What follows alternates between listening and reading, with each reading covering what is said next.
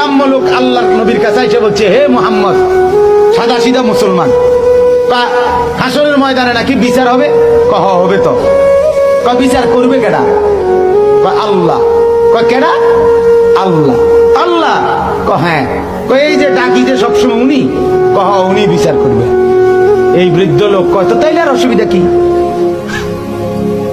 গ্রাম্য লোকটা আল্লাহ রাসূল তো, তাইলে মুহাম্মদ সমস্যাটা কি? আর আমারও তো আরো কয়েকজনে ভয় লাগাইলো, বিরাট বিচার আচার হইব। আমি আরো চিন্তাই করলাম কেডা না কেডা বিচার নেয়।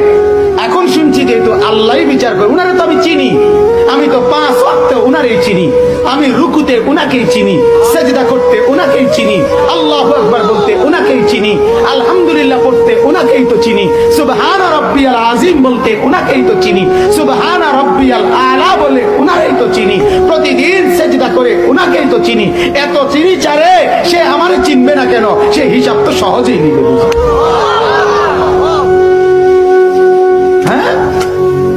এজন্য মুমিনের মরতেই অসুবিধা কি? মুমিনের বাঁচতেই সমস্যা কি? কথা বলেন না কেন? ইমানদার মরলেই অসুবিধা কি? ইমানদার বাঁচতেই অসুবিধা কি? ইমানদারের কোনো অসুবিধা নাই। সমস্যা সুদ করে খেতে মরলে সমস্যা, মাইরা হতাইলে বোঝে। কথা কয় না, বাইরে সিধা বলে